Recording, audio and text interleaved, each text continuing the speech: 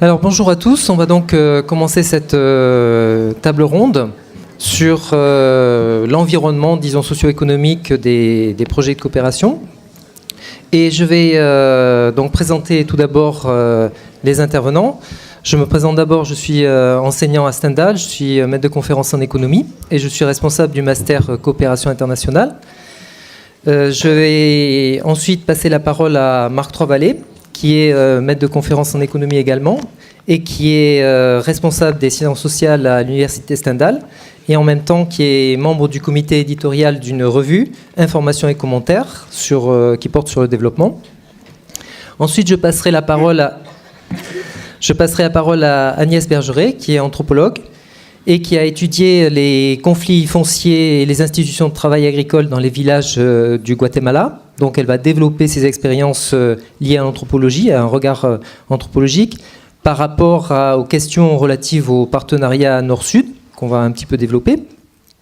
Ensuite, je passerai la parole à nos deux grands témoins, qui sont Pierre Micheletti, alors qu'on ne présente peut-être plus, mais qui a été directeur des programmes, puis président de Médecins du Monde, qui est professeur associé à l'IEP de Grenoble et qui est co-responsable du master Organisation internationale et qui est en même temps membre du conseil d'administration d'Action contre la faim et vice-président depuis 2015. Et puis Amar Thioune, qui est actuellement au service du ministère de la gouvernance locale du Sénégal, qui a enseigné dans ce master CCM au niveau de la coopération décentralisée, parce qu'il a été pendant plusieurs années au Conseil général de l'Isère, et notamment au sein du Conseil général de l'Isère, chef du service de coopération décentralisée et des relations internationales. Alors je vais juste introduire un petit peu la thématique et reprendre un petit peu, faire le lien avec les différentes interventions de ce matin. Et je voulais au départ partir et reprendre un élément et approfondir un élément qui avait été apporté par Patrick Baguet sur un rapport de recherche d'Oxfam de juillet 2015 qui s'appelle « Le système humanitaire sans dessus-dessous ». Et ce rapport part d'un constat que le système humanitaire mondial n'a pas les moyens de faire face à l'ampleur de sa tâche, les investissements nécessaires pour réduire les risques sont trop insuffisants, et puis l'aide offerte une fois que la crise est arrivée est à la fois inadaptée, insuffisante et trop tardive. Et puis, l'action humanitaire qui est organisée par les Croix-Rouges locales ou les gouvernements des pays touchés par la crise, elle est de son côté beaucoup plus rapide, elle est également mieux adaptée, il y a une meilleure connaissance du terrain, une meilleure compréhension de ce terrain aussi. Parfois, on l'a vu hier à la séance introductive, à la conférence introductive, elle est aussi la seule possible dans certains cas, par exemple en Syrie donc, ou alors au Soudan. Et puis également, elle est plus pérenne, c'est-à-dire que c'est l'action locale qui reste quand les mesures d'aide internationale se terminent. Et puis en même temps, comme on l'a dit précédemment, les besoins en matière d'aide vont être beaucoup plus importants, vont s'intensifier avec le dérèglement climatique, avec la recrudescence des conflits, etc. Donc ça, c'est pour faire écho à ce qu'a dit Virginie Troy ce matin. Et donc, on a d'un côté une aide humanitaire locale qui est plus efficace, plus rapide, mieux adaptée, etc., etc. Et d'un autre côté, on a un écart entre l'offre humanitaire et les besoins qui est très important. On a donc, ça c'est les apports en particulier de Marion Pécher. Et cette aide humanitaire qui est apportée par les acteurs locaux et nationaux, elle ne bénéficie que très peu de financement. Entre 2007 et 2013, les ressources allouées à ces acteurs locaux, en moyenne, correspondent à moins de 2% de la totalité de l'aide humanitaire qui est versée par an. En 2014, on a eu une légère augmentation, c'est-à-dire ça a évolué jusqu'à 3,2%, mais ça reste quelque chose qui est extrêmement limité. Et puis, encore quelque chose qui fait écho à ce qui a été dit ce matin, les acteurs internationaux considèrent que ces acteurs locaux sont des sous-traitants qui doivent exécuter des plans qui sont conçus au niveau international. Donc on a vu le cas extrême qui a été amené à travers l'étude du Burkina Faso. On ne les considère pas comme de véritables partenaires, le plus souvent, même s'il y a des évolutions qui ont été soulignées par Virginie Troy, c'est-à-dire des organisations internationales comme Oxfam qui vont vers une décentralisation plus grande, ou alors au contraire des ONG du Sud comme ENDA qui s'internationalisent, c'est quelque chose qui reste encore un mouvement marginal. Donc, au vu de l'ampleur des crises et de leur fréquence, il y a la nécessité de développer ces partenariats, justement parce que les ressources des organisations internationales, des ONG internationales, sont limitées. Par exemple, le budget des hôpitaux de Paris, c'est de 7 milliards d'euros. Le budget de l'hôpital de Valenciennes, c'est de 200 millions d'euros. Et le budget de Médecins du Monde, c'est aux alentours de 80 millions d'euros. Donc, il n'y a pas la possibilité pour les acteurs internationaux d'agir sur ces crises sans partenariats locaux. Et ces partenariats locaux, donc, ça pose donc la question de avec quels acteurs ces organisations internationales, ces ONG internationales vont travailler, comment construire ces partenariats, quelles sont les complémentarités entre le Nord et le Sud. Pour l'instant, il y a une certaine forme de concurrence. Ensuite, ça pose la question aussi de la néocolonisation, de l'ingérence, la déformation de la mise en œuvre d'un projet à travers le prisme d'une conception par des acteurs du Nord, etc., etc. Deuxième type de questionnement, quelle est la place de la société civile du Sud dans ces projets ? Quels acteurs de la société civile ? C'est-à-dire, est-ce que ça va être des ONG locales ? Est-ce que ça va être des syndicats, etc., etc. Quels sont les rapports entre ces différents types d'acteurs qui ont des stratégies différentes ? Est-ce que ces stratégies sont compatibles ? Jusqu'à quel point ? Etc., etc. Les liens aussi avec les différentes formes de pouvoir, c'est-à-dire ces partenariats vont forcément devoir être noués avec des acteurs, des pouvoirs représentant des pouvoirs locaux, des pouvoirs centraux. Quel est le degré de dépendance par rapport à la demande d'autorisation, par rapport au financement, par rapport au positionnement, par rapport à la durabilité des actions, par rapport à l'efficacité. Et donc, il y a déjà, on l'a dit aussi ce matin, il y a déjà des institutions qui existent, il y a déjà des services qui fonctionnent, même si c'est plus ou moins bien. Quels vont être les rapports, les partenariats introduits avec ces instances, ces institutions qui existent ?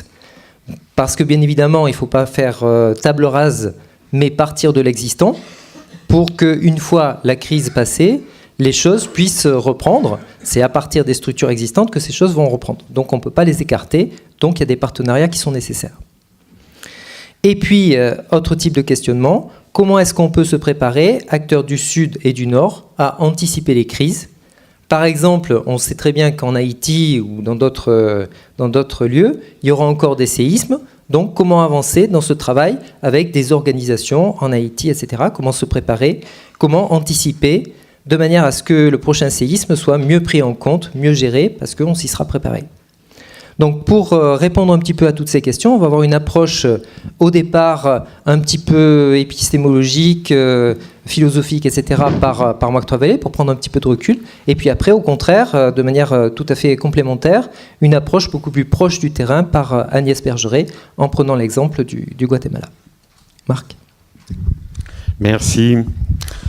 Bon, je ne sais pas si je dois remercier les organisateurs de m'avoir engagé dans cette galère, parce que parler de l'environnement politique, économique et social en un quart d'heure, 20 minutes, c'est vraiment une gageure.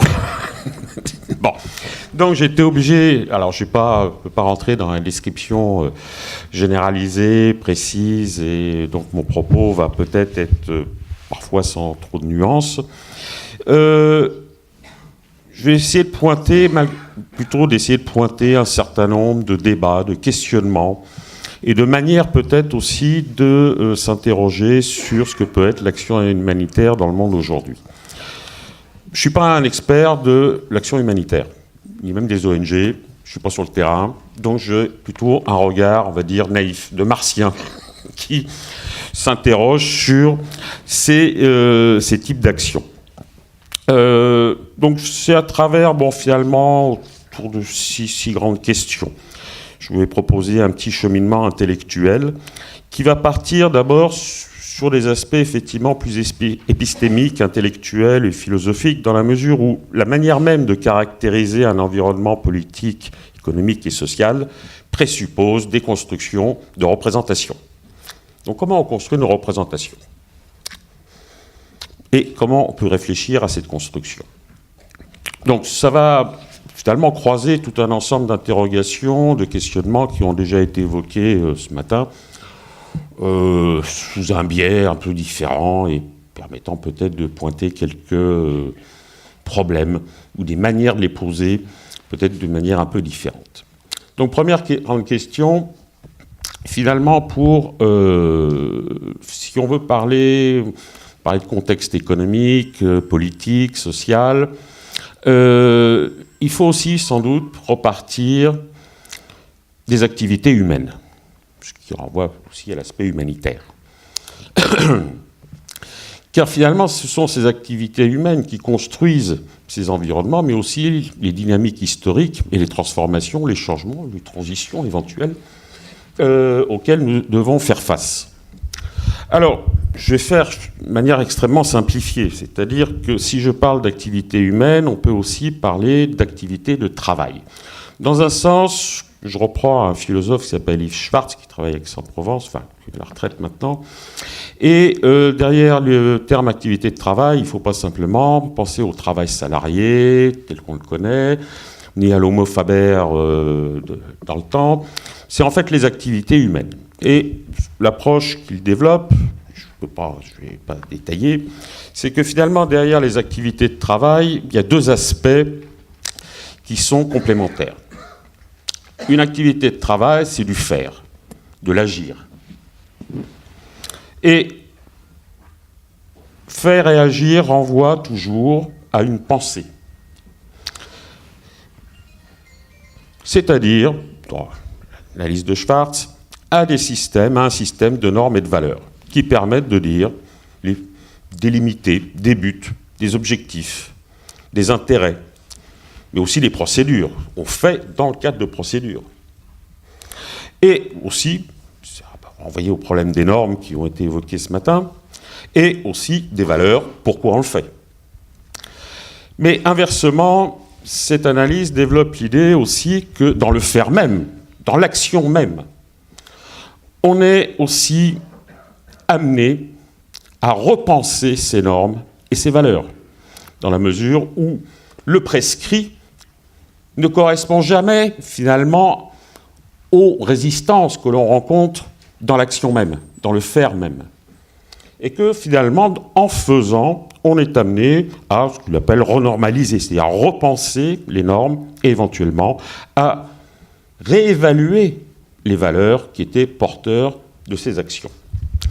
Alors pourquoi ce détour ? En quelque sorte parce que l'action humanitaire, comme à travers ses missions, ses opérations, c'est une activité de travail.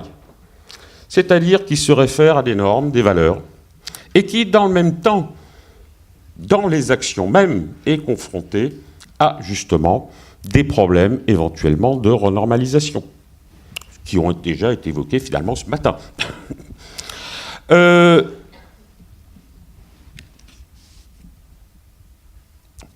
bon, après, si on fait un rapport entre le faire et une pensée, bien entendu, donc comme norme préalable, valeur préalable, ce sont les processus qui conduisent à la délimitation de ces normes.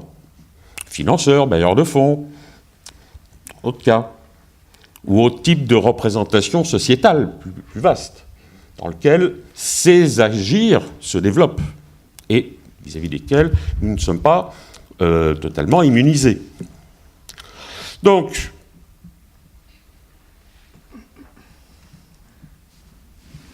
ce problème-là permet finalement de dire que l'action humanitaire est à la fois porteur de normes et de valeurs, et en même temps, c'est peut-être les questions que vous posez, mais je ne suis pas un spécialiste, comme j'ai dit, c'est conduit justement à réinterroger ces normes et ces valeurs, par le fait même des actions qui sont menées. Ceci étant, et pose le problème des partenariats, l'agir des ONG humanitaires, des humanitaires, leur système de normes et de valeurs est confronté à quoi ? Aux autres agirs, aux autres faire. Faire et agir des différentes ONG internationales, ONG locales, mais aussi, soit d'ailleurs du Nord ou du Sud, mais aussi agir et faire des personnels politiques, administratifs, faire et agir des forces économiques, les firmes, les banques, etc. Faire et agir aussi des forces sociales qui renvoient aux groupes, aux individus et groupes d'individus qui sont plus directement dans les activités de travail de production. Donc on a une multiplicité, finalement on a une configuration, on a une multiplicité à la fois d'agir et de faire, et donc aussi potentiellement d'une multiplicité de systèmes de normes et de valeurs qui peuvent se confronter. Ce qui pose, bien entendu, et ça peut être un peu le guide de lecture de la suite, ce qui pose pour une société toujours un problème éminemment délicat, qui est un problème de convergence de ces systèmes de normes et de valeurs pour faire du commun. Et ça ne tombe pas du ciel. Alors, bien entendu, quand je parle de commun, je ne parle pas justement de situations où on va homogénéiser les choses, où on va créer de l'uniforme. Ça, c'est peut-être la tendance néolibérale actuelle, vouloir faire de l'uniforme la standardisation. Donc, il faut peut-être faire très attention aussi, justement, aux termes et au contenu qu'on donne aux termes. Donc, un problème de convergence, qui a été déjà souligné par un autre philosophe qui a commencé par une thèse de médecine, Georges Canguilhem, qui suppose toujours que cette convergence aille vers une possibilité de créer un système hiérarchisé de normes et de valeurs, qu'on pourrait désigner comme étant le commun. Notre philosophe, Dominique Lecourt, définit d'ailleurs la culture comme un tel système de normes, un système hiérarchisé de normes et de valeurs, qui permet aussi d'aborder les problèmes d'interculturalité peut-être d'une manière un peu différente. Bon, bien entendu, ce système de normes et de valeurs n'est pas figé, il est aussi, si on suit la philosophie de Canguilhem, toujours en devenir, en construction et reconstruction. On n'est pas dans un système où on a des traits, par exemple, culturels, donnés une fois donnés. On est toujours dans des processus, dans des dynamiques. Et ce problème de convergence appelle effectivement là d'autres questions, sous-questions. Comment un processus de convergence peut se développer? Sans doute aussi à travers différentes médiations. Bien entendu, on peut penser à l'État. Mais ce n'est peut-être pas suffisant, justement. D'autres types de médiation sont sans doute aussi nécessaires. Il peut aussi y avoir des représentations syndicales, patronales, des ONG aussi, qui participent à ce mouvement de convergence. Pas forcément toujours, ça peut être conflictuel, hein, c'est pas long fleuve tranquille. D'ailleurs, si je parle d'organisation syndicale patronale, c'est dommage que notre collègue tunisienne ne soit pas là aujourd'hui, parce que pour avoir le prix Nobel de la paix en Tunisie, c'est quand même fondé sur un accord syndicat-patronat, en grande partie. Donc, il y a quand même des choses qu'il faut regarder. Deuxièmement, s'il y a un processus de convergence, il faut peut-être aussi s'interroger sur quel espace telle convergence peut se développer. Et là aussi, on peut penser que l'espace mondial d'emblée n'est pas forcément l'espace le plus pertinent et que, envers et contre tout, finalement, les espaces étatiques restent encore toujours pertinents pour développer ce type de convergence. Donc finalement, si on parle de devenir, de système de normes et de valeurs, l'action humanitaire peut effectivement être confrontée à la question suivante: dans quel devenir l'action humanitaire est-elle impliquée aujourd'hui? Avec quel type de contraintes? Soumission à des normes et des valeurs, vous semblez vouloir un peu vous dégager de temps en temps. Ou à quel autre devenir souhaite-t-elle contribuer? Et comment? Ce qui n'est pas forcément une question simple, je n'ai pas de réponse non plus toute faite vis-à-vis de ça.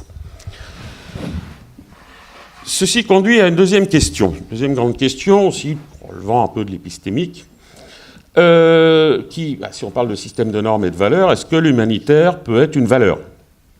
Ou est-elle une valeur? Ou Posé autrement, est-ce que l'humanitaire est un universel? Bon, c'est un vaste débat, je vais résumer entre oui et non.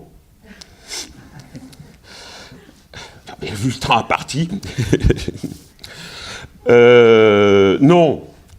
Si on prend l'humanitaire comme universel, fabriqué selon l'eurocentrisme, on peut inviter à lire François Julien sur la manière dont l'Europe a construit ses universaux et qui ne sont pas forcément totalement exportables. Oui, si on peut considérer, et si on suit encore François Julien, si on considère qu'il est possible de construire des universaux en ayant des convergences, justement, de systèmes de normes et de valeurs à une échelle plus importante, mais en faisant, effectivement, participer tout le monde, et non pas en imposant une certaine conception de l'universel aux autres. Ce qui peut aussi permettre d'éviter de tomber dans le relativisme culturel, qui me semble aussi une base de conflictualité extrêmement dangereuse. Et peut-être que, justement, l'action humanitaire, à travers son agir, son faire, peut avoir ce potentiel pour créer, pour aller vers une conception de l'humanitaire qui soit un peu plus universelle que celle dont on a hérité. Bon, ceci étant, l'humanitaire dans les agirs a bien été évoqué. On a éventuellement des agirs dans l'urgence, mais aussi des agirs liés à des crises récurrentes. Et que ça pose des problèmes qui ont déjà été évoqués, et bien entendu, du rapport avec la question du développement.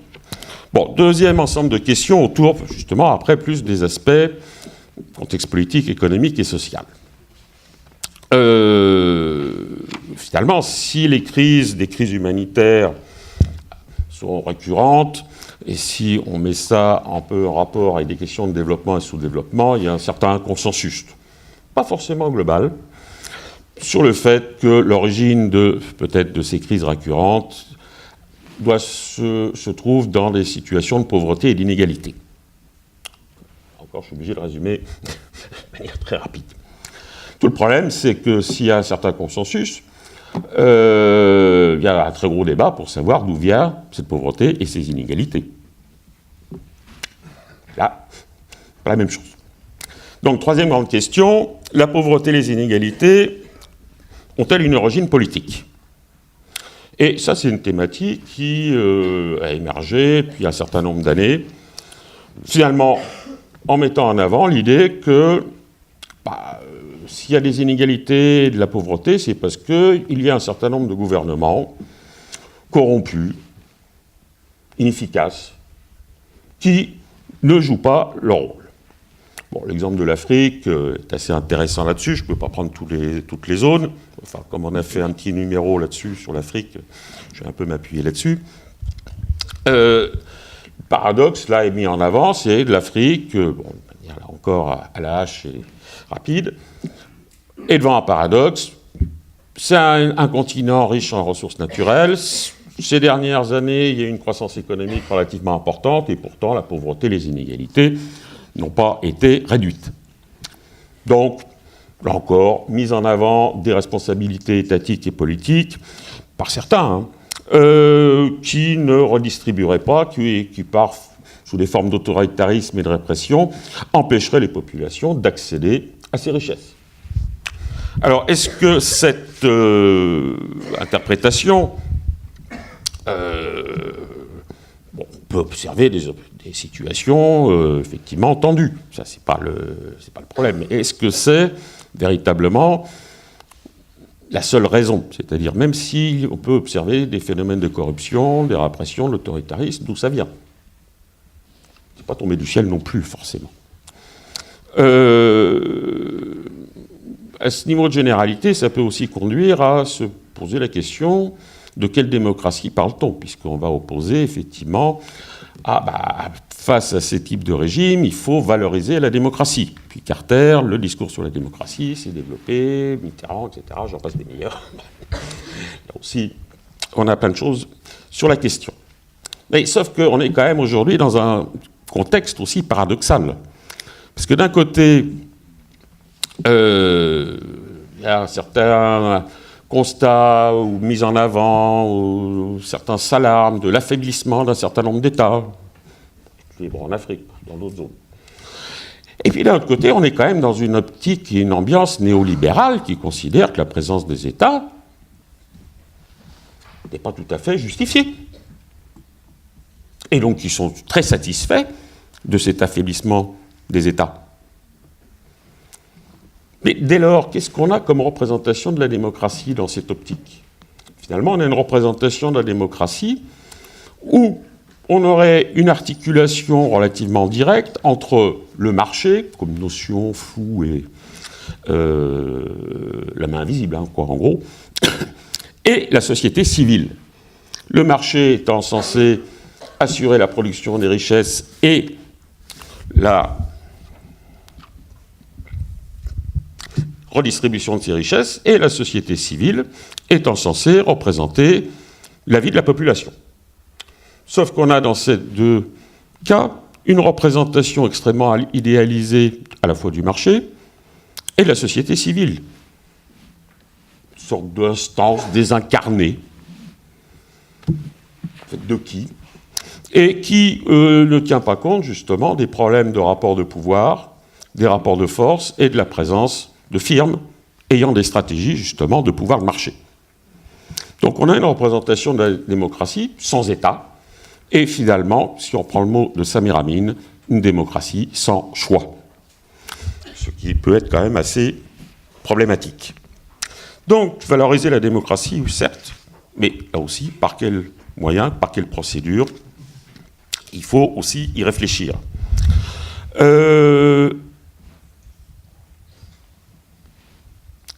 Si on prend, bon, quatrième question, il faut peut-être justement reprendre ces questions, facteurs politiques, avec les facteurs économiques et sociaux. Là aussi, à la hache, bon, si je prends l'Afrique, qu'est-ce qu'on a? Des mouvements d'indépendance, avec, dans un premier temps, les années 60-70, des politiques de développement, avec des contradictions, des insuffisances, des luttes, etc. Mais enfin, qui donnent quand même, dans un certain nombre de cas, un certain nombre de résultats. À partir des années 80, retournement néolibéral, sous prétexte de la dette, cette présence étatique, ces politiques sont inefficaces, coûteuses, et il faut les supprimer. Plan d'ajustement structurel, etc. Conséquence, des mouvements de privatisation, réduction des services publics, santé, éducation, vos champs, justement, mais aussi des transformations politiques. Un auteur africain souligne que justement, le caractère autoritaire et répressif d'un certain nombre de régimes a pu s'accentuer précisément pour faire accepter aux populations les conséquences de ces plans d'ajustement, qui ont réduit, effectivement, la satisfaction des besoins. Ce n'est pas tombé du ciel non plus. Au niveau finalement, de la formation sociale, les bourgeoisies, peut-être certaines formes de bourgeoisie locale qui pouvaient peut-être être des soutiens à un processus de développement, c'est transformé en bourgeoisie contradorée, bureaucratique, vivant principalement de quoi, justement, des retours de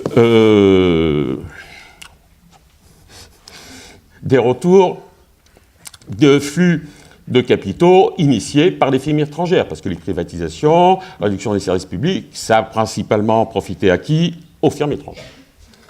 Donc, finalement, ils se sont inscrits dans les flux financiers de capitaux qui ont été désignés comme des pratiques de corruption. Mais, encore une fois, la corruption, ce n'est pas un fait de nature, ce n'est pas un fait de culture, c'est aussi un phénomène de structure. Et il faut faire aussi un peu attention à ça. Alors, bien entendu, cette situation, je résume encore plus vite, a comme, finalement, aussi comme autre conséquence, au niveau des activités de travail de production, une forte dualisation. Finalement, les privatisations, réduction des services publics, ça a conduit à quoi? Une réduction de ce qu'on appelle le secteur formel, c'est-à-dire des emplois déclarés.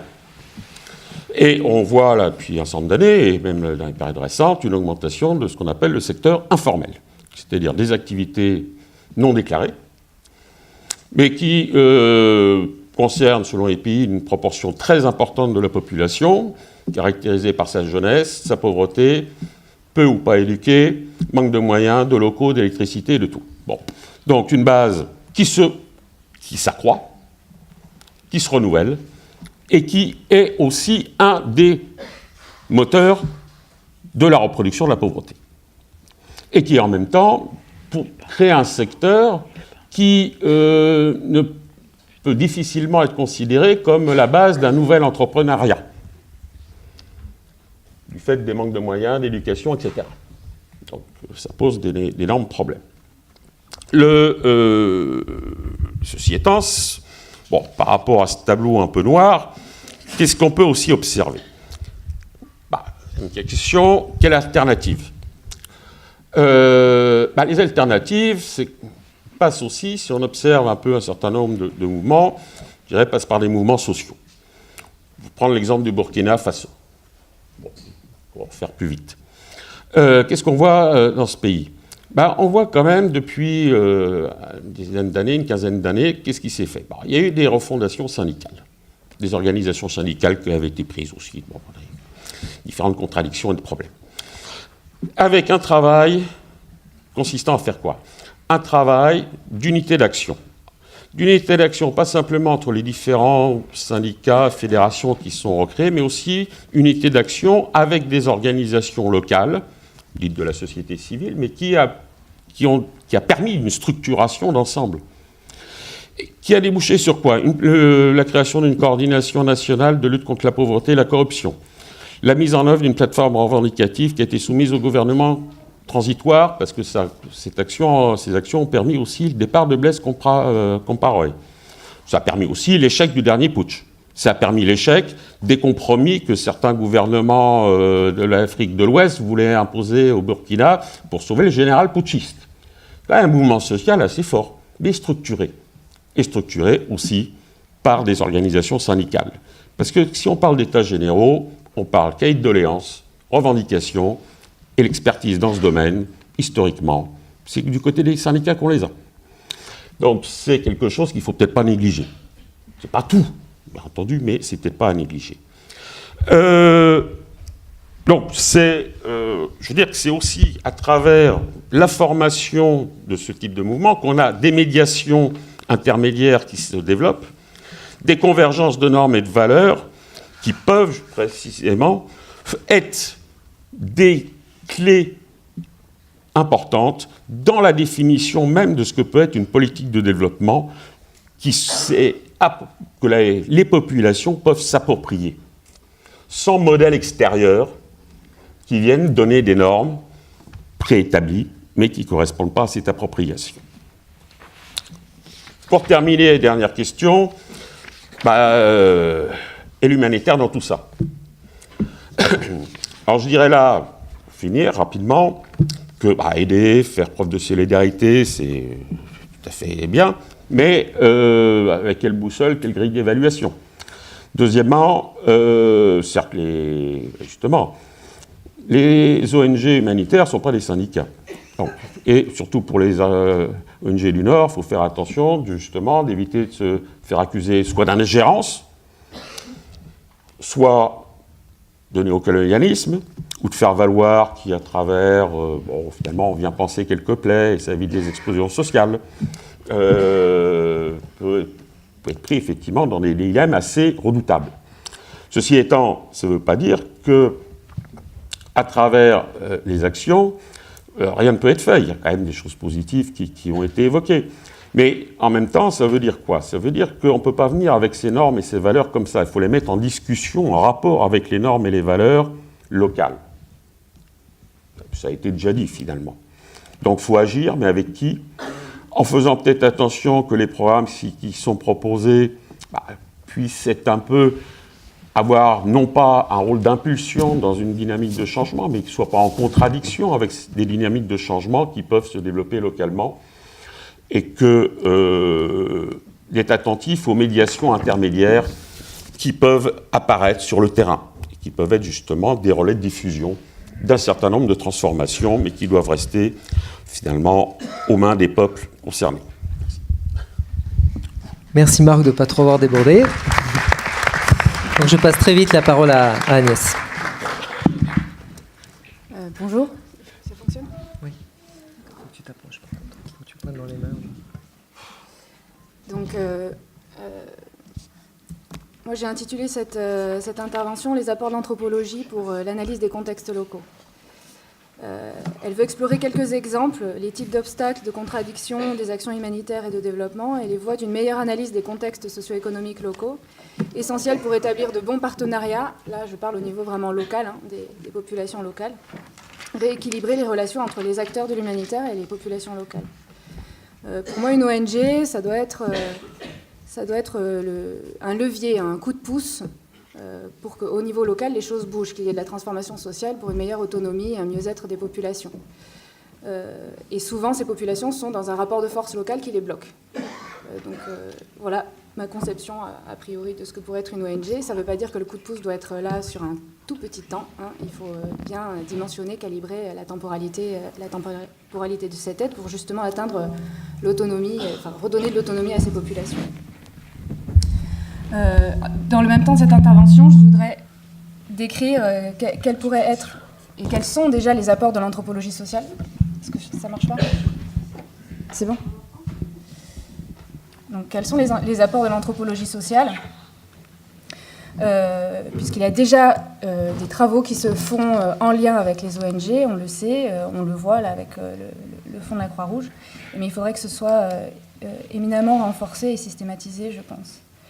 Pour cela, je vais m'inspirer non seulement de ma propre expérience au Guatemala, où j'ai réalisé une thèse sur le conflit foncier et sur le travail agricole, les formes d'organisation de travail agricole dans des villages Maya Kekchi, et depuis lesquels, à partir de ces villages, j'ai pu observer la réception des projets de développement. Donc je n'étais pas à l'intérieur des projets de développement, mais j'ai pu observer comment ils étaient reçus par la population et en accompagner certains au fur et à mesure des années.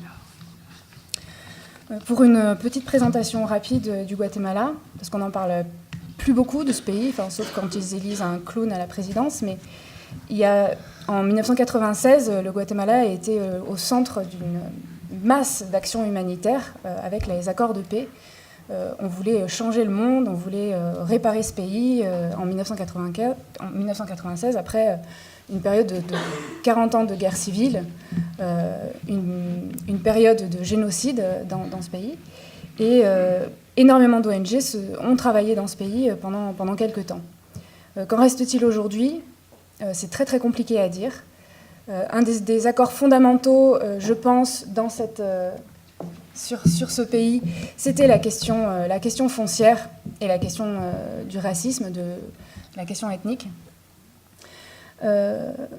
Juste pour donner un exemple, moi, dans la région dans laquelle j'ai travaillé, les changements ont à la fois été très importants, fondamentaux, c'est-à-dire qu'on est passé d'une seule grande plantation à une diversité et un accès à la propriété par des petits paysans, sauf que pour 60% des familles, on ne peut pas faire la soudure, c'est-à-dire que ces familles ne sont pas autonomes, ne sont pas autosubsistantes. Ça veut dire que le conflit foncier a été en partie résolu, mais en fait pas vraiment. On n'a pas redonné de l'autonomie à ces populations. Et puis, il y a une question qui me semble très importante en tant qu'anthropologue, c'est que le conflit guatémaltèque est interprété en général comme un conflit civil, reflétant une guerre internationale, la guerre froide, entre les communistes d'un côté qui étaient incarnés par les guérillas et le monde libre, nord-américain, libéral, enfin, comme on veut, qui était là pris par... qui soutenait le régime militaire du Guatemala.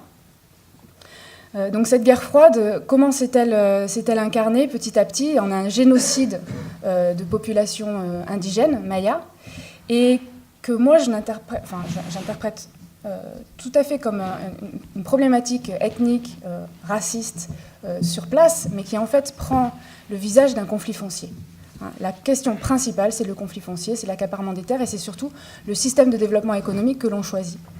Si on travaille sur de la grande plantation en mettant au travail dans cette grande plantation des personnes en situation de quasi-esclavage, quel type d'économie nationales, mais aussi internationales, ont construit. Et donc ces problèmes locaux, fonciers, pour moi, reflétaient énormément de choses au niveau mondial. C'est transversal au nord-sud, ce problème d'accès à la terre, d'accès aux ressources, etc. On ne parle pas beaucoup du Guatemala, seulement pour des petites des catastrophes naturelles qui vont arriver sporadiquement, glissement de terrain, inondations, cyclones, disette ou famine.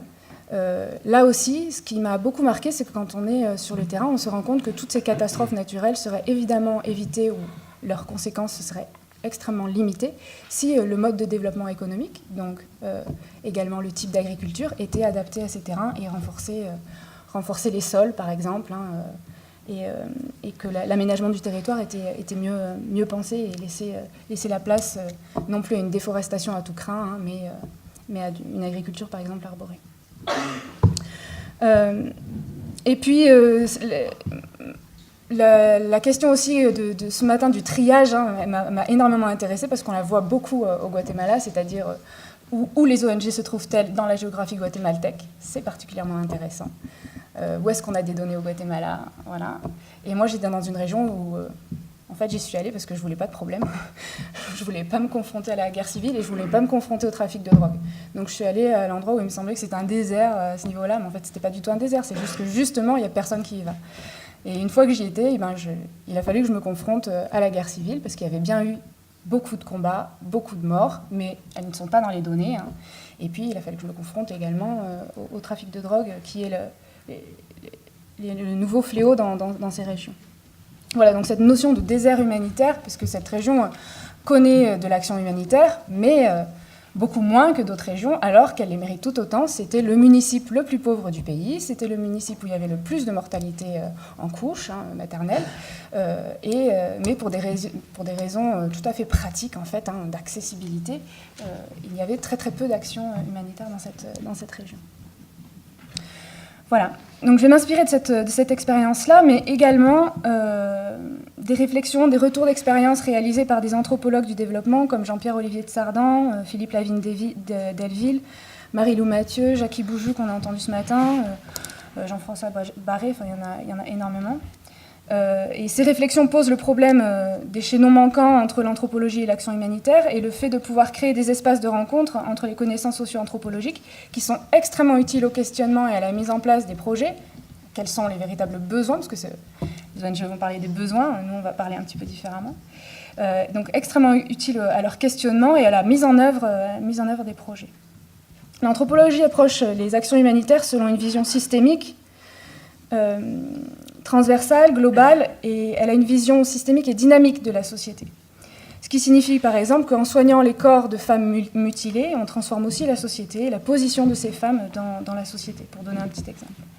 Et l'anthropologie va dévoiler le complexe et l'historique, c'est-à-dire que derrière les grandes catégories, les destinataires, les bénéficiaires de l'action, qu'est-ce qu'il y a ? Il y a en fait des différenciations, des stratifications, des différences d'accès aux droits et aux ressources, qui sont extrêmement différentes.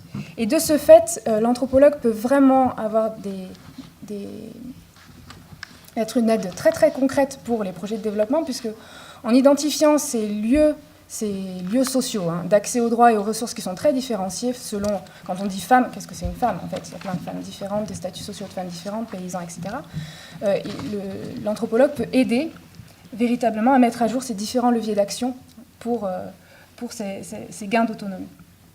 Et donc remonter en fait aux sources, aux zones de blocage. Et puis évidemment, Marc l'a dit, on n'est pas dans des catégories de bénéficiaires qui sont dans un état de souffrance. On est évidemment dans des processus de marginalisation, de vulnérabilité, de violence. Donc si on se place dans la perspective de notre rencontre, qui est celle d'un mode de relation équitable entre population locale et ONG, je vais observer cette mise en place possible d'une équité au travers de 3 thématiques qui me semblent indispensables. Tout d'abord, l'analyse des contextes et donc la connaissance des institutions sociales locales et la co-construction des projets à ce niveau-là. Deuxièmement, si on fait de la transformation sociale, quelle est la relation équitable entre l'ONG et les populations locales, c'est-à-dire la construction d'un partenariat entre les acteurs locaux et les ONG. Donc une sorte de transparence et de maîtrise des enjeux et des intérêts des uns et des autres. Et troisièmement, l'opérationnalité du projet, sa mise en œuvre et l'autonomisation, c'est-à-dire que l'ONG prépare dès le départ son désengagement et que les modalités et la mise en œuvre du projet soient maîtrisées. Donc tout d'abord, l'analyse des contextes locaux. L'anthropologie peut aider à une connaissance des institutions sociales de façon systémique et dynamique. À savoir que l'anthropologie a une approche transversale des problèmes, c'est-à-dire qu'une ONG qui va traiter d'un sujet de santé, l'anthropologue va être aussi là pour l'aider à comprendre et à mettre en évidence de quoi il en retourne autour non seulement du soin, du rapport au corps, de la souffrance, mais aussi du marché du médicament. Par exemple, l'existence de ces pharmacies informelles qui sont peu contrôlées, de l'autonomie économique des malades et aussi de la place des malades dans leurs familles, dans les quartiers, dans les villages. Tout ça, il y a énormément de projets qui se font maintenant et qui sont extrêmement intéressants sur cette approche transversale à partir de problèmes de thématiques de santé, par exemple.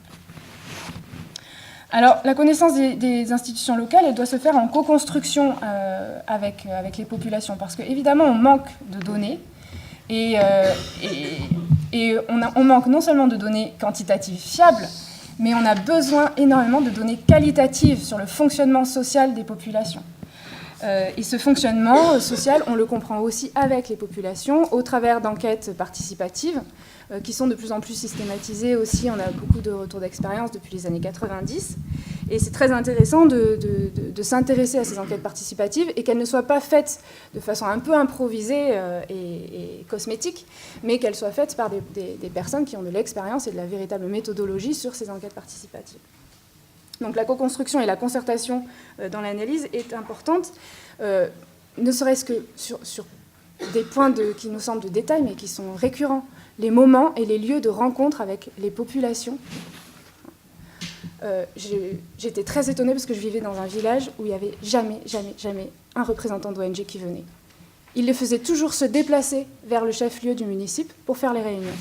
Ce qui fait qu'il y avait toujours un système de représentation, donc de médiation, donc d'interprétation, de traduction. Et puis en plus, pour les bénéficiaires locaux du village, c'était souvent un système clientélaire qui allait se mettre en place, puisqu'il n'y avait pas d'information directe. Moi, je disais aux gens des ONG, mais venez le dimanche matin, tout le village est là, vous aurez une transparence par rapport à votre message. Jamais personne n'est venu le dimanche matin à la réunion communautaire. Voilà. Deuxième point, sur cette démarche participative de recueil des données, la connaissance des institutions locales et leur organisation, l'organisation sociale et l'histoire locale. L'anthropologie nous aide énormément à connaître le système de parenté. En fait, c'est hyper important, par exemple, pour le microcrédit. Si on donne du microcrédit à des femmes, et si on n'a pas repéré auparavant quelle était l'unité familiale pertinente, qui avait la décision sur le budget familial, on va un petit peu à l'aveugle. C'est-à-dire que l'anthropologie va nous aider à comprendre quelle est l'unité familiale pertinente et comment se passent les décisions budgétaires à l'intérieur d'une famille. Quels sont les groupes sociaux d'agriculteurs, d'éleveurs, de commerçants et quelles sont les relations entre eux. L'anthropologie économique nous aide aussi sur la circulation de la valeur, les statuts sociaux, les rituels clés, et notamment sur le statut social, quels sont les statuts sociaux importants pour une population, comment on devient quelqu'un d'honorable, de digne, et du coup, si par exemple c'est le mariage, quelles sont les dépenses qui vont être impliquées par cela. Voilà. Qui sont les enfants des rues? C'est une catégorie très large. L'anthropologie nous aide énormément à dire qui sont les enfants des rues, qui sont les orphelins aussi, catégorie que nous avons beaucoup en tant qu'ONG, et qu'est-ce qu'il y a derrière la catégorie d'orphelins. Donc là, on comprend des mécanismes sociaux. Qu'est-ce que c'est qui sont ces femmes, ces jeunes femmes prostituées dans les villes? D'où viennent-elles? Alors là, je vous invite à lire le magnifique article de Jackie Bouju sur les jeunes filles domestiques qui se prostituent et pourquoi elles en arrivent là. Et là, quand on lit son article, on comprend qu'il y a une source et un point de blocage sur lesquels les ONG pourraient très facilement travailler, qui est notamment la question de l'équilibrage entre la dot et le trousseau des jeunes filles dans les villages, qui font qu'on force les jeunes filles, quelque part, implicitement à aller rechercher des ressources financières en ville, et qu'elles se retrouvent dans un cercle vicieux. Et puis, donc, l'anthropologue va reformuler les questions. Pourquoi une ONG va lui poser la question, mais pourquoi les paysans font blocage à ce projet de développement? un anthropologue va reformuler la question en disant vous parlez de qui quand vous parlez des paysans? Quelles sont les stratifications qu'il y a derrière? Qui sont ces paysans? D'où viennent-ils? Est-ce qu'ils sont tous là? Quels sont les groupes sociaux? Est-ce qu'il y a des migrants, etc. Voilà. Donc c'est la déconstruction un petit peu de nos prénotions, de nos catégories. Et puis ça, c'est considérablement enrichi aujourd'hui avec la question de la migration. Je ne parle pas des migrations actuelles, enfin on peut en parler hein, évidemment des migrations actuelles dans notre contexte de guerre, mais les migrations saisonnières hein, qui se sont considérablement massifiées aujourd'hui hein, et qui font partie de la vie de tout un chacun. On va aux États-Unis pendant 6 mois, pendant 2 ans, on revient, on circule à l'intérieur de l'Inde, par exemple. Enfin, bon, on a des quantités de migrations qui sont institutionnalisées aujourd'hui. Et ce qui fait que ce qui m'interrogeait beaucoup également, c'est qu'il y avait très très peu de connaissances de la part des expatriés d'une ONG sur justement cette histoire locale et les institutions déjà présentes sur la thématique sur laquelle ils travaillaient. Je vais vous raconter une histoire sur le renforcement, une superbe action de renforcement institutionnel dans un contexte de réforme municipale au niveau national. Et l'expatrié de l'ONG, je lui pose la question, comment ça se passe avec les autorités coutumières, plus les autorités qui avaient été instituées dans les années 80 par la dictature militaire.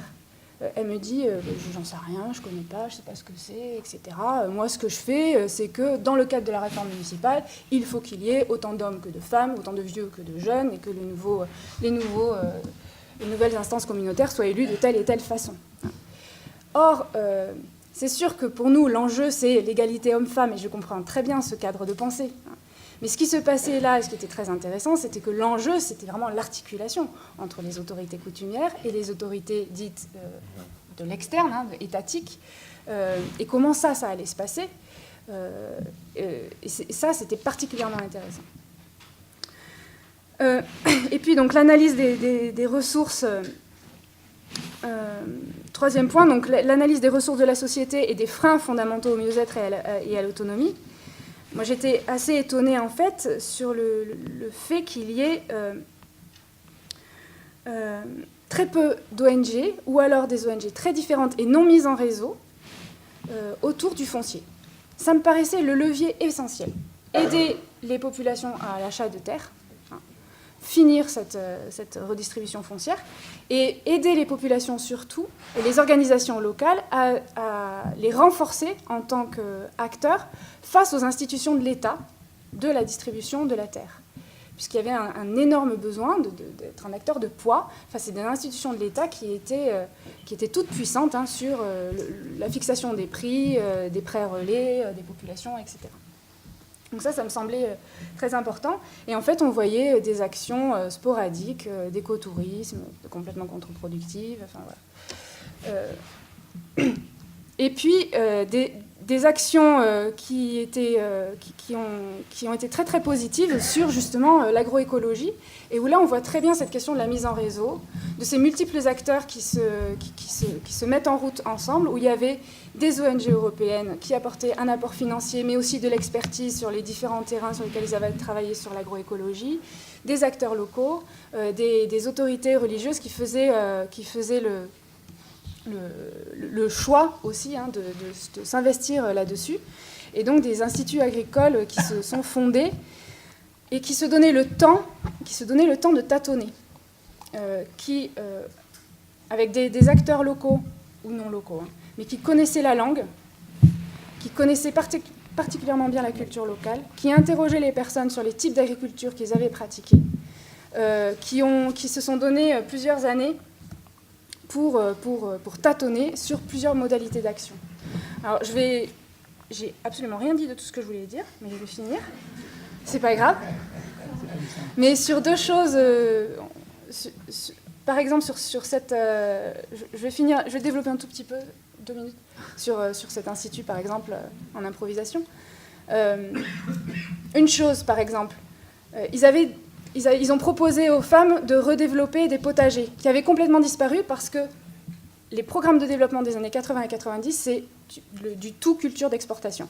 Tu fais du café, tu fais de la cardamome, etc. Et tout le reste avait disparu. Les surfaces d'autosuffisance avaient été réduites. Donc, on repropose, on dit aux femmes, vous refaites tes potagers. Et puis on tâtonne, parce que d'abord les acteurs leur font faire des légumes qui n'ont rien à voir avec la région, des légumes des terres froides alors qu'on est en terre tropicale, etc. Mais petit à petit, en se donnant le temps de tâtonner et d'interroger les femmes, d'avoir des retours d'expérience, on comprend que telle et telle plante vont fonctionner, et puis ça fonctionne, et puis il y a des échanges de graines qui se font, des échanges de fruits qui se font. Et moi je trouvais ça fantastique, je me dis, ce projet il fonctionne très très bien. Et alors ce qui était très, très drôle, c'est qu'il y avait la fille de l'ONG qui avait lancé ça, elle était très très frustrée parce qu'elle me disait mais elles vendent pas leurs produits, elles n'ont pas de retour financier là-dessus, c'est une catastrophe. Elles veulent pas aller au marché pour vendre leur surplus. Alors oui, peut-être, mais en même temps, il y avait du lien social s'était recréé, des échanges sociaux, des échanges s'étaient faits, et cette question aussi de vouloir faire des activités génératrices de revenus monétaires tout le temps. Est-ce qu'on est obligé d'être toujours fixé là-dessus, hein? C'était un questionnement qui était assez fort. Et puis, ce tâtonnement aussi au niveau de... On enseigne aux enfants, on fait des expérimentations pour retrouver et créer une agriculture écologique qui permettent de préserver les sols, qui permettent aussi d'avoir des ressources financières, hein, de faire de la vente, et une diversité alimentaire, de rétablir une santé. Et c'était très intéressant de voir le rapport avec les parents, parce qu'il fallait aussi qu'on fasse levier entre les enfants et puis les parents, ce qui allait se faire sur le terrain, hein, pour essayer d'élargir l'expérimentation. Et c'était très intéressant de voir comment ça se passait, c'est-à-dire, au départ, est-ce qu'on fait un module obligatoire noté pour que les enfants aient créé une parcelle chez leurs parents et qu'ils la cultivent de telle et telle façon? Donc est-ce qu'on va passer par ce système de la carotte scolaire ou pas? Et puis petit à petit, les modalités d'action se sont adaptées, et on a fait levier avec les institutions locales du travail mutuel. C'est-à-dire inciter, parce que localement, ça aussi c'est que les ONG ne comprennent absolument pas comment les gens travaillent localement, les échanges de travail mutuel, les prêts de terre, etc. Tout ça, on n'a aucune donnée, hein. Et du coup, si dans cet institut, ils avaient ces connaissances-là, hein, ils savaient comment les gens travaillaient, et ils ont pu s'en servir comme levier, c'est-à-dire on va en profiter pour faire de l'information et puis donner des exemples, hein, pour faire levier sur ces changements. Ce qui est très dur, c'est que ces actions-là se font contre les politiques ministérielles, contre la politique de l'agriculture, toute à exportation, de productivisme, hein, et ces politiques-là financent elles aussi d'autres ONG qui font des programmes contre, dans un sens contre. Donc là, je me suis retrouvée, par exemple, avec cet institut d'agroécologie qui avait une forte expérience, qui avançait bien, et puis tout d'un coup, arrive un autre projet qui défendait un cacao d'exportation, qui a créé une autre association ex nihilo, qui a fait concurrence, qui a délégitimé la première association, etc. Donc ça, c'est absolument problématique. Je pense qu'on rencontre tous ces problèmes sur tous les terrains. Voilà, et j'avais plein d'autres choses à dire, mais tant pis. Je vous remercie. Merci.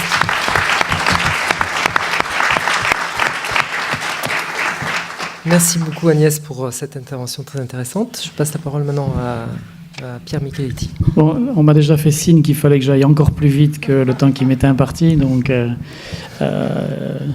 je voudrais faire une remarque préambule qui vaut pour les 2 jours, et ensuite je réagirai en dégageant quelques idées que j'ai prises dans les 2 interventions qui m'ont précédé, celle de Marc et d'Agnès. Donc le préambule, c'est que comme il a été beaucoup question d'anthropologie depuis ce matin, c'est qu'une des difficultés qu'on a pendant ces 2 jours, c'est que quand on parle d'action humanitaire, on ne parle pas d'une tribu unique. Et que beaucoup de choses qu'on va se dire, beaucoup de façons d'observer la complexité, d'observer la réalité du terrain, ce qui vaudra pour MSF ne vaudra pas pour une ONG scandinave, ne vaudra pas pour les Nations Unies, ne vaudront pas pour des acteurs de la coopération décentralisée. Ça, c'est une difficulté qui traverse tous nos 2 jours de débat. Donc, avant d'observer les tribus là où on va, est-ce qu'on est capable de définir la tribu à laquelle on appartient? Alors, pour continuer dans la veine anthropologique, et en me saisissant du propos de Marc, il a d'abord évoqué une notion qui est celle des représentations qu'on peut avoir quand on se rend sur le terrain. Et donc, je vous disais en introduction, je vais essayer de mettre entre nous un certain nombre d'idées, plutôt pour préfigurer le débat qui pourrait suivre ou pas. Donc sur cette question des représentations, elle est bien sûr très importante. Pour moi qui ai travaillé 2 ans au Guatemala, je peux vous dire que de tout ce qui vient d'être exposé et de plein d'éléments que je vais vous dire maintenant, je n'ai rien compris. Je suis rentré de 2 ans d'immersion au Guatemala en n'ayant rien compris de l'analyse savante que je vais vous développer maintenant, et je pense que je l'ai compris 10 ans après, hein, si j'ai compris quelque chose. Donc sur cette question des représentations, il y a un danger qu'il faut souligner, me semble-t-il, parce qu'on y est beaucoup confronté, c'est celle que non seulement on a une vision parcellaire des environnements dans lesquels on est immergé, et que quelquefois on est poussé à essentialiser un des éléments de la complexité. On va réduire le conflit au Darfour à un conflit tribal, ou on va réduire le conflit syrien à un conflit religieux. Donc non seulement on ne comprend pas ce qui nous environne, et encore on le simplifie. Ou il est simplifié pour nous par les analystes, par les journalistes, etc. Ensuite, Marc a parlé du fait que, aussi, quand on travaille au sein d'une organisation humanitaire, je vais me situer du point de vue des ONG, on trimballe des normes et des valeurs, bien sûr, et c'est pour ça que je commençais par dire que dans les milliers d'ONG internationales qui existent, elles trimballent, chacune d'entre elles, des référentiels de normes et de valeurs qui sont différents, et que bien sûr, ça a des conséquences sur le terrain. Là aussi, pour continuer à parler du Guatemala, parce que ces normes et ces valeurs, on les projette. Et que moi, je travaillais avec des organisations paysannes au nord du Guatemala, à la frontière du Mexique, et pour moi, il était évident que les jeunes promoteurs de santé que je formais, ou que les jeunes organisations paysannes ne pouvaient être que bénévoles. Comment pouvait-il avoir un rapport faisandé avec l'argent alors que moi, j'arrivais plein de ma bonne volonté, etc. Donc, je trimballais ma vision de l'action humanitaire, ma vision de l'engagement associatif, etc. Toujours dans la même veine, Marc a parlé de la difficulté de créer des convergences, mais Agnès a aussi parlé de ces questions de convergence pour faire du commun. Je voudrais illustrer cet aspect de 3 façons différentes. C'est que créer ces convergences, ça suppose au moins deux conditions préalables. La première, c'est celle de la connaissance, de la compréhension justement de ce qui nous environne, et le deuxième, c'est celle de la légitimité à parler. Et je vais l'illustrer de 3 exemples très différents. Est-ce que le jeune médecin que j'étais de 25 ans au Guatemala avait les compétences pour comprendre la complexité du foncier dans le Guatemala des années 80 ? Je ne crois pas. Ça, c'est sur le registre de la compétence. Maintenant, si on parle de la légitimité, si je suis acteur d'une ONG internationale, française ou européenne, quelle est ma légitimité pour débarquer demain dans des communautés colombiennes et prôner l'IVG ? Ou si je suis un acteur d'une ONG LGBT en France, d'où est-ce que je tire ma connaissance et ma légitimité pour aller travailler en Tanzanie sur la violence à l'égard des homosexuels, par exemple ? Donc, c'est des questions à la fois anthropologiques et politiques. Alors ensuite, il y a aussi la question et ça aussi c'est pour les jeunes et pour les étudiants, que chemin faisant, on s'inscrit dans une logique d'asymétrie des risques. C'est-à-dire que vous travaillez avec des acteurs locaux, même si aujourd'hui c'est moins vrai.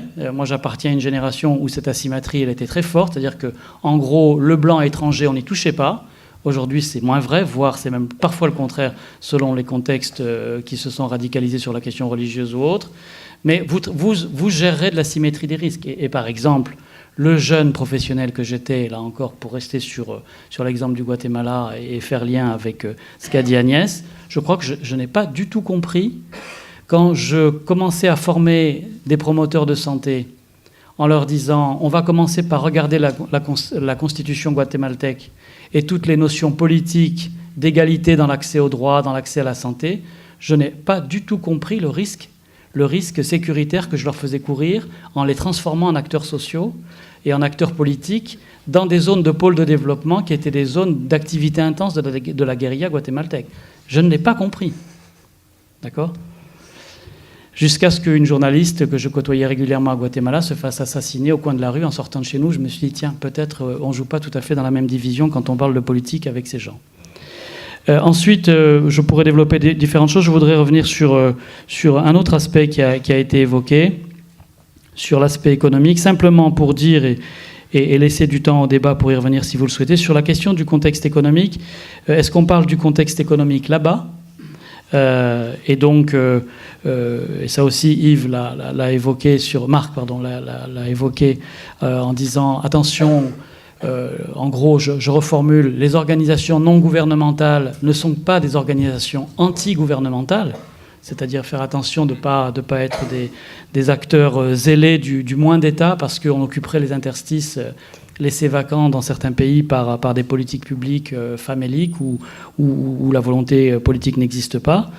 Donc, est-ce qu'on parle du contexte économique là-bas? Puis, je ne peux pas terminer mon propos sur le contexte économique sans dire que le contexte économique qui prévaut en France et en Europe n'est pas sans conséquences pour nous. Aujourd'hui, il est de notoriété publique dans le monde des grandes ONG françaises que toutes les ONG prennent conscience de la baisse des ressources financières issues de la générosité du public, et elles sont toutes montées en puissance sur des financements institutionnels européens ou autres. Mais plus vous montez en puissance sur des financements institutionnels, plus vos financeurs ont des arrière-pensées politiques. Et donc l'Union européenne va dire oui, mais la priorité du moment, ce n'est plus le Yémen, ou c'est les migrants en Méditerranée. Donc voilà en quoi nous sommes aussi rattrapés par la question du contexte économique chez nous.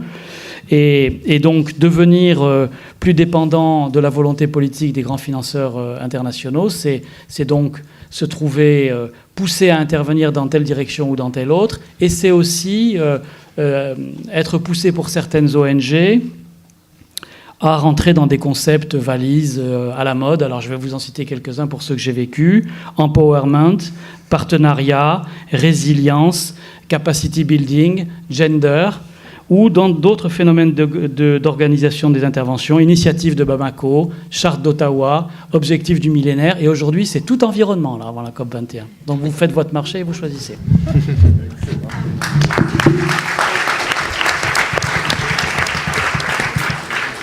Amar.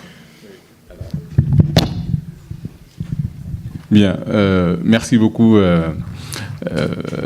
Pierre. Bon, ça va être difficile de réagir après Pierre parce qu'on voit bien la pertinence et le métier. Juste peut-être, depuis ce matin, on parle et bon, quand on parle de l'environnement économique, politique et autres, voilà, ce n'est pas l'environnement au sens de l'Umwelt, de cet espace-là où on est entre soi, mais c'est surtout cette zone d'interaction-là où on sait qu'effectivement, l'acteur humanitaire n'est plus seul. Et donc, il agit dans un monde de plus en plus compliqué, plus en plus globalisé, plus en plus, je dirais, impacté par autre chose de manière direct ou indirect. Donc à partir de ce moment-là, on a besoin effectivement d'avoir des anthropologues qui viennent questionner le terrain, mais aussi on a besoin d'avoir une lecture critique de ce que c'est que l'humanitaire aujourd'hui. Et je vais prendre la posture, c'est dommage, Ronnie Broman n'est pas là aujourd'hui, de l'acteur humanitaire, c'est le titre de son écrit, je dirais l'humanitaire citoyen. Pourquoi je dis ça? Action contre la faim, quand vous allez sur le site, il y a un petit filet qui dit 1,2 milliard de personnes ont encore faim, mais on ne les entend pas. Et quand on regarde les flux financiers à travers le monde aujourd'hui, à peu près presque 500 milliards de dollars. C'est estimé comme ça. Sur les 500 milliards de dollars, il y a à peu près 22 milliards qui sont identifiés comme des actions qui vont à l'action humanitaire. Il y a une grosse partie sur l'intervention militaire. Est-ce que, et on le sait, que quand on est sur les territoires de conflit, on rajoute du conflit. Et là, Marc l'a dit tout à l'heure, est-ce que la pauvreté et les inégalités, c'est une question politique? Bien sûr, c'est des choix qui se font à un moment donné. Les actions de maintien de la paix, souvent, rajoutent justement des tensions et ne règlent pas les problèmes de base. Isolent des individus, souvent, également. Et ça pose problème. Vous allez aujourd'hui, vous allez voir les Druzes, par exemple. Ils se parlent par microphone, certaines familles, depuis la guerre des 6 jours. Pourquoi? Parce qu'il y a une frontière artificielle qui a été posée là, par les Nations Unies. Ça pose problème. Et personne ne dit rien. Et si on regarde également sur les flux financiers, aujourd'hui, et bien sûr que le choix il est politique, les priorités du moment. Aujourd'hui, il y a 5 pays qui récupèrent à peu près, bon an mal an, plus de 60% de l'aide humanitaire qui est définie. La Syrie, la bande de Gaza, le Soudan du Sud et 2 autres. Mais par contre, on va voir par exemple un pays comme la Birmanie, la crise, elle est oubliée, n'en fait pas partie, on ne parle pas de la Birmanie. Et là, on est effectivement sur des choix qui font qu'à un moment donné, on doit se poser la question de nous, en tant qu'acteurs humanitaires, quel est notre rôle? Est-ce que c'est de juste être une croix de transmission des choix et des orientations qui sont définies au Nord, ou est-ce qu'on doit avoir une vision critique? Et cette vision critique-là, bien sûr, elle doit associer les acteurs locaux. Et bien, les flux financiers dont je vous ai parlé tout à l'heure, bon, ce matin, il y a un chiffre qui a été avancé, 1,6 milliard. Ben, 1,6 milliard, c'est les acteurs, encore que c'est les ONG nationales. Mais si on descend plus bas, on est à 0,7% de toute cette manne financière qui va aux acteurs locaux. Alors, comment voulez-vous, à partir de ce moment-là, les choses avancent de ce point de vue-là? Et l'autre paradoxe, bon, il y a un paradoxe qu'il faut soulever de toute façon de cette manière-là. Et on parle, par exemple, souvent, les acteurs locaux, quand on renforce leur capacité, délégitiment l'État, parce que souvent, ils agissent à la place de l'État, et je pense que c'est une vision vraiment libérale, effectivement, qui est là. Est-ce que l'acteur humanitaire, citoyen, doit continuer à légitimer cette approche libérale qui fait qu'on va affaiblir de plus en plus les États, les décrédibiliser vis-à-vis de leurs citoyens, parce qu'on agit directement sur le terrain et on les contourne? Ça pose problème. Moi, je l'ai su récemment, j'ai vécu une histoire que je vais vous raconter avec la coopération canadienne à Dakar. J'y étais et j'accompagnais l'État du Sénégal dans le cadre de la réforme territoriale, donc, et de questionner les modalités de partenariat et de coopération. Quand nous avons demandé aux acteurs institutionnels présents au Sénégal d'accompagner l'élaboration d'un nouveau plan d'aménagement des territoires qui questionne les territoires et qui veut associer les populations locales, mais personne ne veut venir. Ça n'intéresse personne. Par contre, ce qu'il y a, c'est que par exemple, les Canadiens nous disent « Ok, nous, votre plan national ne nous intéresse pas. Par contre, on est intéressé par Kédougou. Kédougou, c'est la région aurifère du sud-est du Sénégal. On peut tout financer. Si vous voulez même, on finance le schéma départemental de développement territorial. Mais on savait que, de toute façon, qu'est-ce qui était derrière. Et quand j'ai rencontré les universitaires qui sont venus nous voir à Dakar, etc., avec ma schizophrénie occidentaux-africaine, je lui ai posé la question, mais vous venez chercher quoi? Quel est votre problème? Vous voulez vraiment aider ce territoire à s'organiser ou il y a autre chose? Et puis, au bout du bout, il y a une des personnes qui m'a dit, moi je suis chercheur, ce qui nous intéresse, vraiment, c'est le plan d'aménagement minier, d'organisation minier qui nous intéresse. Parce que leur mission était financée par justement des entreprises minières du Canada. On voit bien que des fois, derrière l'humanitaire, il y a autre chose qui se joue. Et je pense qu'un peu d'éthique dans les démarches humanitaires, ce serait quelque chose d'assez intéressant. Et j'espère que la charte qui a été, les recommandations de l'année dernière, je ne sais pas, et c'est la question que je voudrais poser, peut-être à Joseph y répondra, on en est où? Comment ça a été diffusé? Qui est-ce qui s'en est emparé? Est-ce qu'on en parle ou non? Parce que c'est important de se regrouper et d'échanger sur ces questions-là, mais c'est important de capitaliser et ce qu'on décide, ou en tout cas les orientations qu'on propose, puissent à un moment donné essaimer et qu'on puisse faire avancer l'action humanitaire de ce point de vue-là. Merci.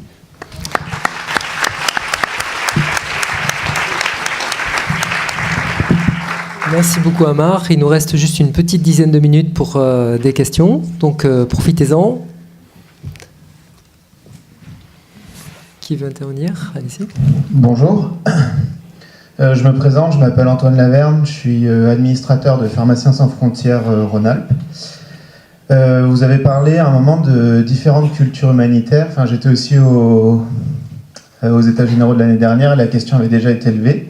Et je suis d'accord avec Amartyoun, je vais un peu remettre une couche en disant est-ce qu'il ne faudrait pas imaginer, je ne sais pas si c'est possible, mais un genre de syndicat ou un regroupement de toutes les ONG. Et je sais qu'il y a des cultures très différentes, qu'il y a des gros égos. Ça, j'en ai tout à fait conscience. Mais peut-être ça sera à nous de le faire, on va dire les jeunes, si on n'est pas démotivés.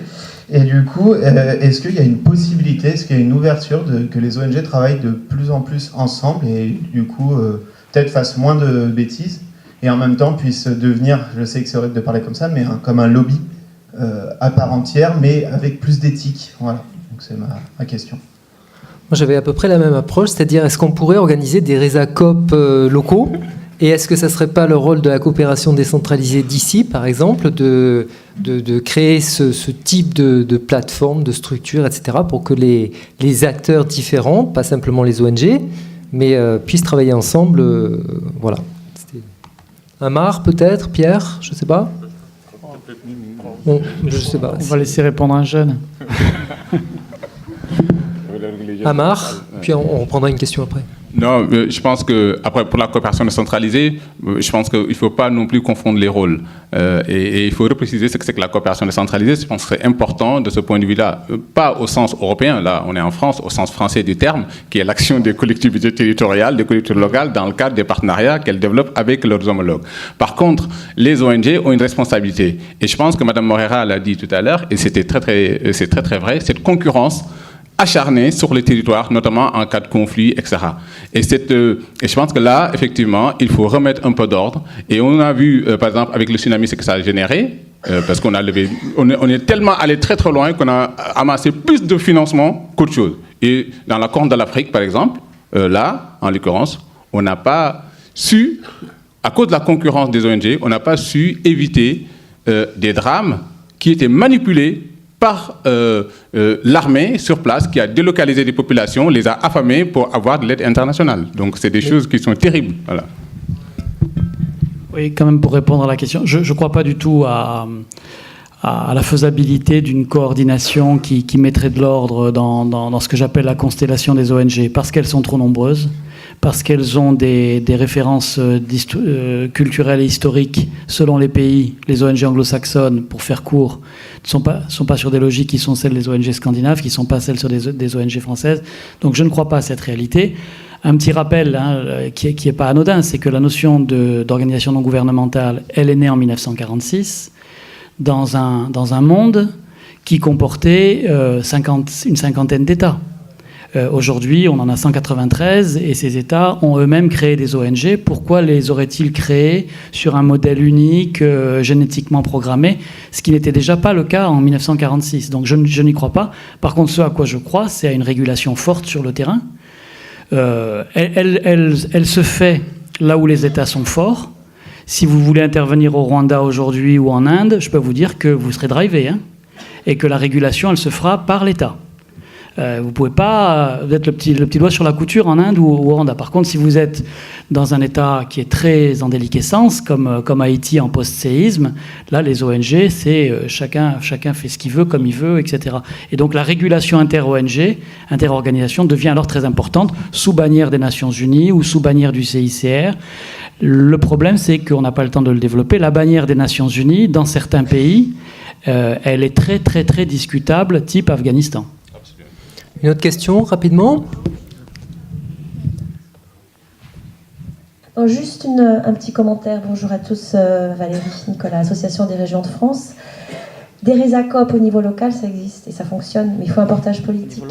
Il faut se rapprocher du territoire. On a un exemple extraordinaire au Maroc, sur une région, l'orientale. Les présidents des deux régions se sont mis ensemble pour bosser sur une concertation régionale de tous les acteurs, humanitaires, développement, ONG, collectivités. Et on se retrouve avec deux présidents de région qui ont mis à disposition un poste, une agence de développement, ou les humanitaires. Alors, on n'est pas dans une zone humanitaire, mais ce que je veux dire, l'exemple est à reprendre. Je pense qu'au Sénégal, vous avez pléthore d'acteurs, ce serait judicieux. Donc ça marche au niveau du territoire. Voilà. Une autre question, une autre intervention ? Oui, désolé, c'est encore moi. Moi, j'ai une question sur la compréhension du contexte. Ça s'est un peu évoqué par Pierre et par Agnès. Sur la question du fait que les humanitaires, souvent, ont du mal, et on leur reproche souvent de ne pas comprendre les contextes dans lesquels ils interviennent. Donc, on a vu qu'il peut y avoir un apport de l'anthropologie. mais pour moi, il y a deux obstacles. Et vous avez l'obstacle de la compétence, c'est-à-dire qu'il y a beaucoup de techniciens dans l'humanitaire qui n'ont pas forcément les outils pour ça. Et l'autre chose, c'est le temps. C'est des gens qui travaillent dans l'urgence, alors que le temps de la recherche, lui, est peut-être plus long, plus compliqué, alors que l'acteur humanitaire, lui, il reste pas très longtemps, il peut rester 3 mois, 6 mois, 1 an, et c'est trop peu pour comprendre un contexte. Donc je voulais savoir, pour vous, est-ce qu'il y a des outils ou des pistes pour dépasser ça et réussir à ce qu'enfin les acteurs humanitaires comprennent un minimum le contexte dans lequel ils interviennent? Agnès? Oui, donc effectivement, c'est compliqué le calibrage temporel d'une action humanitaire et d'une action de recherche. Je pense qu'il faut, dès le départ, budgétiser un minimum de choses. C'est Philippe Lavigne-Delville qui propose qu'il y ait un accompagnement dans le questionnement initial, les premières analyses et la première mise en place du projet, pour justement bien cadrer qui sont vraiment les destinataires, hein. Voilà, et quelle est la thématique et à quoi renvoie cette thématique, en fait, socialement, dans le contexte. Qu'il y ait un suivi de processus et qu'il y ait des études d'approfondissement. Alors forcément, il faut prévoir dans le temps du projet ces temps-là pour l'analyse anthropologique et en faisant appel à des compétences d'anthropologues. Or, il y a beaucoup d'anthropologues qui sont présents sur place quand même. Enfin, on peut faire appel... il faudrait créer un carnet d'adresses, un réseau d'anthropologues qui connaissent bien les contextes et qui connaissent surtout bien les acteurs pertinents, en fait, parce que ça, c'est pas forcément dans les bouquins. Voilà, c'est souvent aussi des relations interpersonnelles, de long terme, des gens qu'on connaît, qui ont les compétences. Oui, et je voulais dire autre chose, pardon. Du coup, je te repasse la parole après. Pierre? Oui, c'est une question très importante pour nous les enseignants et je vais en profiter pour faire un peu de psychothérapie de groupe parce que vous les plus jeunes, il y a une autre raison pour laquelle on va vers la simplification et quelquefois la lecture en historique ou qui se préoccupe pas trop d'anthropologie, c'est que les grandes ONG, ils sont poussés par les canevas de montage de projets des fameux propals qui ont été évoqués ce matin, donc qui sont ultra simplificateurs. Donc vous, les jeunes étudiants, vous sentez ça? Vous sentez qu'aller faire un stage ou avoir un premier boulot dans une ONG internationale, pour pouvoir y accéder facilement, il vaudrait mieux que vous soyez familier de ces fameux cadres logiques, des frameworks, des éléments très, très normatifs qu'a évoqué Marc. Et donc, pour nous, les enseignants, on a toujours un choix à faire qui est de dire, bon, il faut qu'on vous donne, et ça rejoint la table ronde que je vais animer demain. En même temps, je fais un petit peu de pub pour être sûr que je ne me lève pas pour rien. Donc, c'est trouver le bon équilibre entre vous rassurer sur des éléments techniques pour renforcer votre employabilité, sans vous faire perdre ce qui fait vos qualités d'étudiant, c'est-à-dire on essaie de vous rendre capable d'embrasser tous ces éléments qui vous permettent de dire la situation locale, elle se nourrit d'éléments d'analyse politique, d'analyse anthropologique, d'analyse économique, etc. Et on a un subtil dosage à trouver, nous, dans les contenus des masters, pour pas vous transformer en chômeur potentiel, mais pas en inadaptés sociaux non plus. Voilà, il faut trouver le bon équilibre. Ouais. Agnès ? Juste sur la durée d'une étude, alors oui, forcément... Les universitaires, on peut passer des années sur un terrain d'études. Sachez quand même qu'il y a de plus en plus d'anthropologues qui travaillent justement avec les ONG, qui ont conscience de ces problématiques d'opérationnalité et de rapidité d'enquête. Et il y en a certains qui sont extrêmement efficaces maintenant. Parce que quand on a un minimum d'expérience, je vous renvoie à un article de Marie-Lou Mathieu qui explique qu'en 15 jours, elle a des résultats d'enquête qui sont relativement pertinents. C'est-à-dire qu'une fois qu'on a une bonne méthode d'enquête, on obtient des données qui sont quand même très riches et très pertinentes. Voilà. Qui veut ? Omar.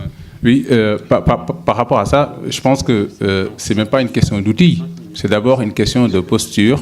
Quand on arrive sur un territoire, il faut avoir une posture d'humilité et se dire que je ne sais pas tout et se poser la première question, c'est que mon contact avec l'autre, comment je vais apprendre à le connaître, qu'est-ce qu'il peut m'apporter, qu'est-ce que moi je peux lui apporter. Je pense que c'est d'abord cette posture-là qu'il faut avoir sur les territoires quand on est à l'étranger et surtout quand on est jeune. Et ça, c'est très, très important. Pour dire par rapport au Maroc, par exemple, la question qui se pose, oui, effectivement, on a 2 régions qui se mobilisent, mais le contexte marocain, c'est un autre contexte. Et d'ailleurs, on le voit même dans le cadre de l'évolution de la coopération. Si je prends juste le cas de la coopération française avec le Maroc, ce n'est pas un hasard si le Maroc a été le premier pays en coopération avec la France qui a fait évoluer son modèle du PAD, Programme d'appel à la décentralisation, vers le fonds conjoint. Donc, c'est bien parce que les Marocains ont pris conscience qu'eux, ils ont un rôle à jouer. Mais ça, c'est un travail de fond. Et Pierre l'a dit tout à l'heure, c'est parce que l'État est présent à travers plusieurs outils, que ce soit l'ADES, l'Agence de développement social, que ce soit l'INDH ou autres. Donc, il y a tout un travail qui se fait. C'est une culture qui n'est pas innée, mais c'est un processus. Et je pense qu'il faut s'inscrire dans ce cadre-là. Une toute dernière question, une toute dernière réponse. Il nous reste 3 minutes. Allez-y, devant, peut-être. Ok. Pierre, tu viens d'ouvrir un gros tonneau là, des questions de la formation. La seule chose que je dirais, c'est qu'un étudiant qui est formé, même très bien formé, à l'université, même si ça s'appelle professionnalisant en France, il n'est pas professionnalisé. Il va se casser la figure sur le terrain ou non. Ça dépend un peu de sa personnalité, etc. Un petit commentaire en ce qui concerne cette question de convergence de marques. Je suis absolument pas convaincu que c'est comme ça que ça fonctionne. Au contraire, on parle de silos, de fragmentation, etc., en fonction de la spécialisation. C'est-à-dire, au lieu d'observer une convergence, à mon avis, ce qu'on observe déjà dans le secteur humanitaire, comme on vient de l'entendre, il y a une grande variété. Ce qui exclut, à mon avis, par définition, l'existence ou une convergence vers des points communs. Donc, ça, à mon avis, ça c'est un problème. Deuxième petite remarque, ça revient un peu à ce que Ronnie Broman qui dit, eh ben, là, les ONG humanitaires font que si elles étaient responsables pour tout. Bon, premièrement, l'accès qui est contrôlé pas forcément par la conception politique des ONG, mais par la conception politique de l'État. C'est pourquoi ils veulent contrôler l'accès. Bon, maintenant, vous faites votre choix, j'y vais ou j'y vais pas. Mais c'est pas l'ONG elle-même qui... C'est l'effet de la politisation de la part de l'État qui le reçoit. Bon, on pourrait continuer cette histoire. Donc, à mon avis, bon, peut-être encore une deuxième chose, en ce qui concerne la société civile, dans beaucoup de ces pays qu'on connaît dans le monde, je me demande où est la société civile. Hein? Donc, on ne peut pas dire a priori, si je travaille avec des gens locaux, ça va résoudre mon problème. Donc, je pense qu'on a quand même forcé d'être un peu plus différencié dans ce domaine-là pour arriver au but, disons, si on a ça comme concept en tête, une action humanitaire plus ou moins impartiale, tout au moins. Merci. Merci à tous. Je crois qu'on est obligé d'arrêter. Excusez-moi de vous couper là. On vous invite à aller prendre la pause déjeuner à la Maison de l'International. Les débats reprendront, non pas les débats, la prochaine table ronde commencera à 14h30. La coopération décentralisée en temps de crise.